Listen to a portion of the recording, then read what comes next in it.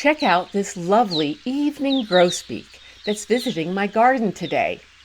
A large flock has been gracing us with their presence this week, attracted to our feeders and bird baths here in Oregon. The evening grosbeak is easy to identify with its triangular beak, bulky body, and short tail.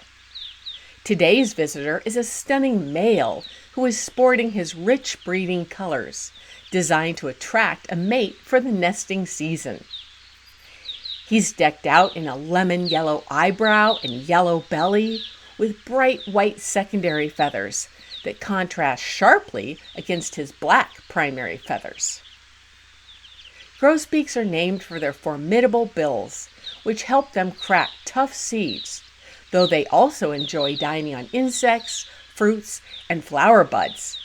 They're even known to drink maple sap. Sadly, populations of evening grosbeaks are in decline due to habitat loss, climate change, and pesticides. Evening grosbeaks live in forests from central Canada to the northern United States, and some range as far south as Texas in the wintertime. If you're lucky enough to live within their range, you can attract them to your garden with bird-friendly landscaping, including native trees, fresh water sources, and platform feeders filled with sunflower seeds.